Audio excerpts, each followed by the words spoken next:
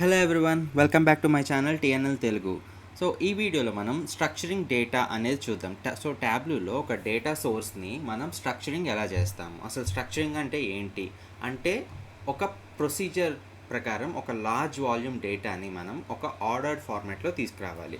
For suppose మీ ఆర్గనైజేషన్లో ఒక challenge ఉంది, అంటే లార్జ్ వాల్యూమ్ ఆఫ్ డేటాని మీరు హ్యాండిల్ చేయలేకపోతున్నారు, అంటే క్లయింట్కి చూపించలేకపోతున్నారు. So there is no proper flow to understand the data in such volume.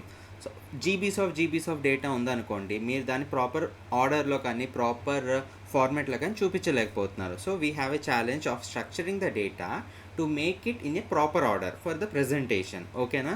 So ఆ ప్రజెంటేషన్ కోసం మీరు ఒక ప్రాపర్ ఆర్డర్ అనేది క్రియేట్ చేసుకోవాలి, దాన్నే స్ట్రక్చరింగ్ అంటాం. సో ఆ స్ట్రక్చరింగ్ మనం ఒక 5 డిఫరెంట్ కాన్సెప్ట్స్తో చేస్తామన్నారు: sorting, sets, groups, bins and hierarchies. So ఈ వీడియోలో మనం సార్టింగ్ చూద్దాము. సో నెక్స్ట్ వీడియోస్లో డిఫరెంట్ థింగ్స్, మిగతా 4 థింగ్స్ ఉన్నాయి కదా, ఒక్కొక్క వీడియోలో చెక్ చేసుకుందాము.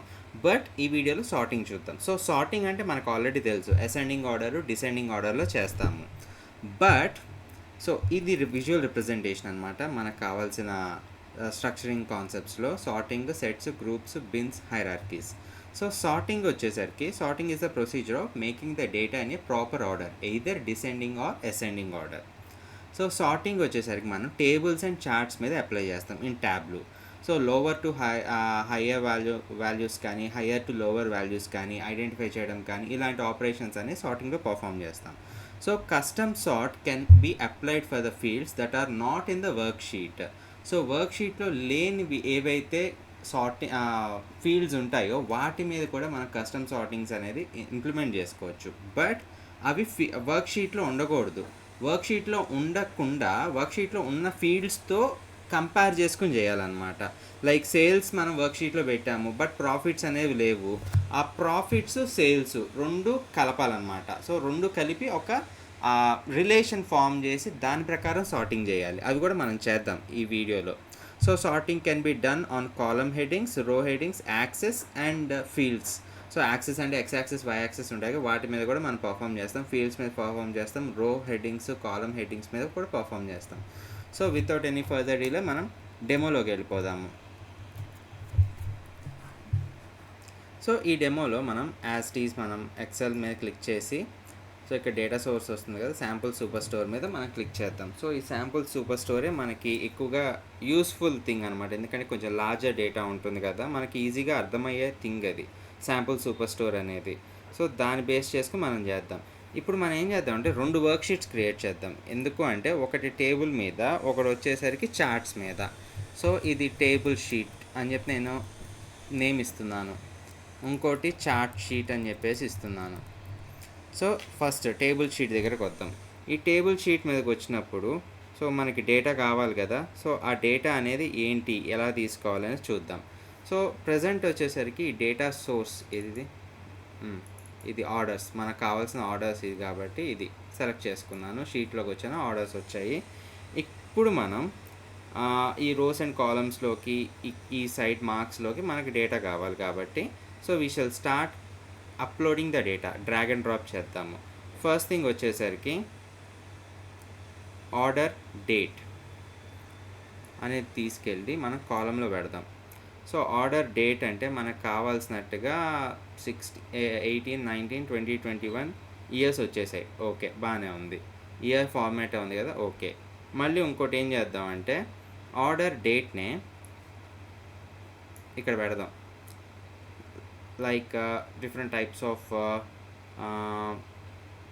ఈ మళ్ళీ సేమ్ ఇయర్స్ ఇక్కడ వచ్చాయి కదా, వాల్యూస్ మనం మళ్ళీ మోడిఫై చేద్దాం. No problem in that one, values modify చేద్దాము. బట్ ఇక్కడ వచ్చేసరికి నాట్ లైక్ దిస్, ఇయర్ కాకుండా క్వార్టర్లీ, ఇయర్ ఆల్రెడీ ఉంది కదా, క్వార్టర్ తీసుకుందాము, క్వార్టర్ తీసుకుని మంత్లీ తీసుకుందాము. సో దాని ప్రకారం ఏంటంటే మనకి ఇది అక్కర్లేదు కాబట్టి దీన్ని రిమూవ్ చేసేద్దాము.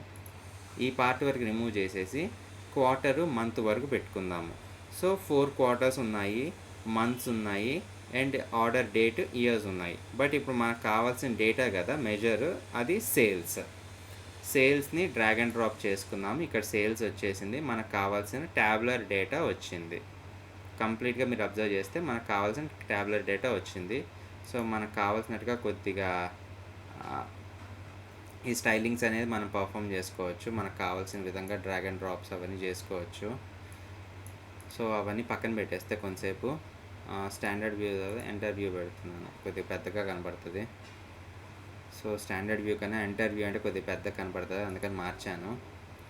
సో సో ఇది మనకి టేబుల్ షీట్ అనమాట. ఈ టేబుల్ షీట్లో మనకి డిఫాల్ట్గా చూస్తే like they are not in order, ఒక ఆర్డర్ లేవు, ర్యాండమ్గా ఉన్నాయన్నమాట. లైక్ 2018 జనవరి 14,000, 4,000, 55,000 ఇలాగా ర్యాండమ్గా ఉన్నాయి, కానీ ఎలాంటి ఒక ప్రాపర్ ఆర్డర్ కానీ ఒక ప్రాపర్ సార్టింగ్ ఫార్మాట్లో కానీ లేవు. సో ఇప్పుడు మనం ఏం చేస్తాము అంటే ఓవరాల్గా డేటా మొత్తాన్ని సార్ట్ చేయాలి అనుకుంటే we just choose these things అన్నమాట, ascending order, descending order. So ఇప్పుడు అసెండింగ్ ఆర్డర్లోకి అన్నీ అయిపోయినాయి, స్మాల్ టు లార్జ్. ఇక్కడ మంత్స్ కూడా మారిపోయినాయి చూసుకోండి. సో ఇందాక జనవరి, ఫిబ్రవరి, మార్చ్ ఉండింది, ఆర్డర్ మారిపోయింది. ఇక్కడ కూడా మారిపోతున్నాయి, అన్నిట్లోనూ మారుతున్నాయి. జూలై, ఆగస్ట్, సెప్టెంబర్ ఇది కొద్దిగా ఆర్డర్లో ఉంది, ఎందుకంటే ఇది ఆర్డర్లోనే ఉన్నట్టుంది కాబట్టి. సో ఇలాగనమాట. ఈ కాలం వరకు చూస్ చేసుకొని మనం సార్టింగ్ చేసుకోవచ్చు. అది ఎలాగా అనుకుంటే ఇలాగా. సో కాలం సార్ట్ అని చెప్పాను కదా, కాలం హెడ్డింగ్ని చూస్ చేసుకొని మనం సార్ట్ చేసుకోవచ్చు అని చెప్పేసి ఇలాగా. సో కాలం సార్ట్ ఇది డిసెండింగ్ ఆర్డర్లో వచ్చింది.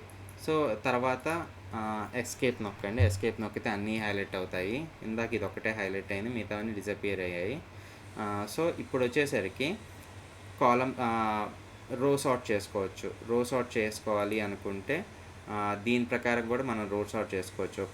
ఇక్కడ ఈ రో ప్రకారం చేయాలి, సో కాలం ప్రకారం చేయాలి అనేది కూడా మనం చేసుకోవచ్చు. కాకపోతే ఏంటంటే ఈ టేబుల్లో అది ఫీజిబిలిటీ అవుతుంది, రో కాలం ఆ ఫీజిబిలిటీ కొద్దిగా చార్ట్లో వస్తుంది, చార్ట్ క్రియేట్ చేసినప్పుడు.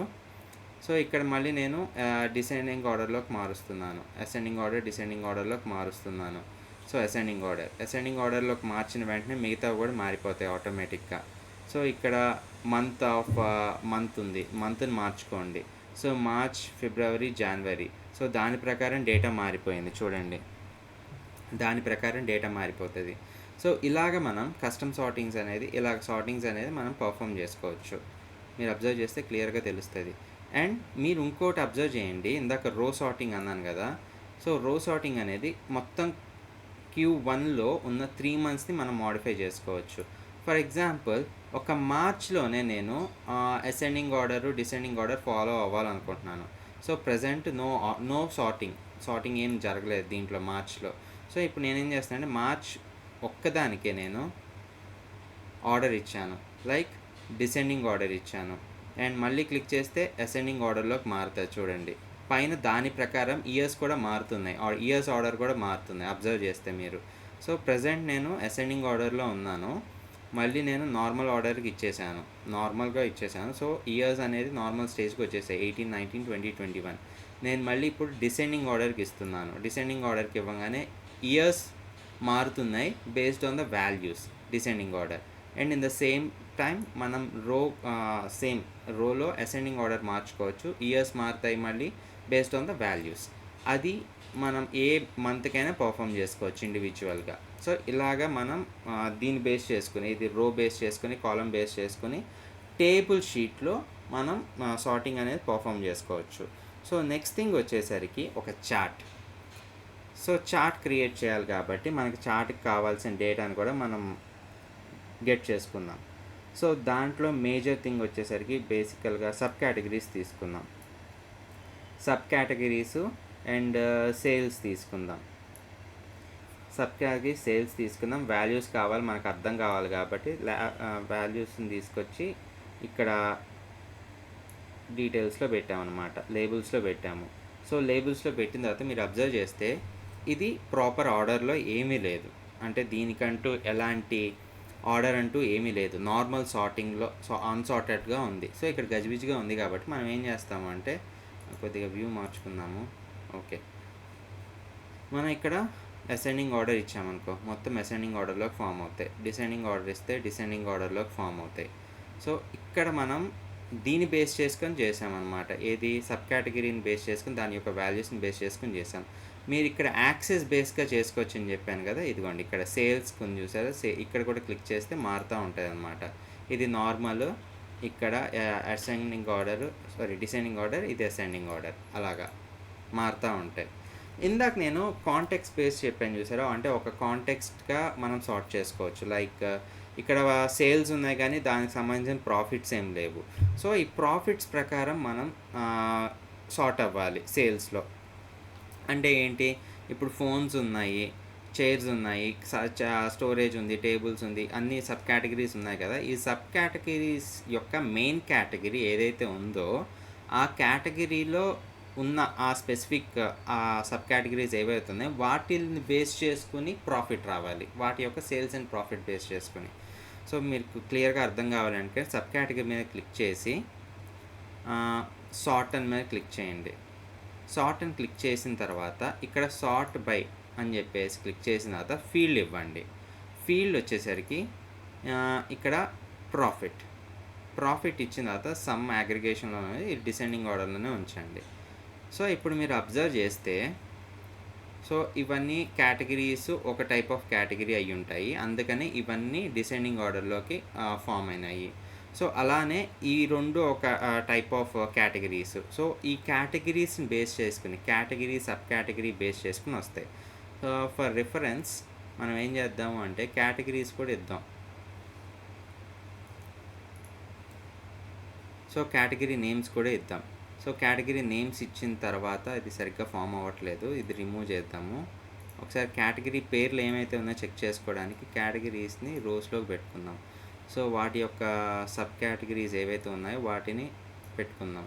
సో మీరు అబ్జర్వ్ చేయండి, ఫర్నిచర్లో book cases, chairs, furnishing, tables ఉన్నాయి. టెక్నాలజీలో యాక్సరీస్, కాపీయర్స్, మెషిన్స్, ఫోన్స్ ఉన్నాయి. సో మీరు అబ్జర్వ్ చేస్తే యాక్సెసరీస్ అవన్నీ ఎక్కడ ఉన్నాయి, accessories, copiers, machines and phones, accessories, copiers, machines, phones. So ఇవి సార్టింగ్ ఆర్డర్లో, అంటే ఇవి వచ్చేసరికి so sales to profit ratio అనమాట. సేల్స్ టు ప్రాఫిట్ రేషియో ప్రకారం ఇవి ఆటోమేటిక్గా సార్ట్ అయ్యాయి. సో ఇది కొద్దిగా ఎక్కువ ఉంటుంది, ఇది తక్కువ ఉంటుంది, ఇది ఎక్కువ ఉంటుంది. Based on that it is projecting automatically. So ఈ వేలో మనం సార్టింగ్ అనేది పర్ఫామ్ చేసుకుంటాం. సో ఏదైనా డౌట్ ఉంటే కామెంట్ సెక్షన్లో మెన్షన్ చేయండి, మళ్ళీ నేను ఎక్స్ప్లెయిన్ చేస్తాను కావాలంటే. అండ్ నెక్స్ట్ వీడియోలో వచ్చేసరికి remaining types of structuring data అనేది మనం చూద్దాము. So if you like this video, please share the video, like the video and press the subscribe button. If you are not subscribed to my channel, press the bell icon also, so you will never miss any update from my channel. Thanks for watching this video. Bye.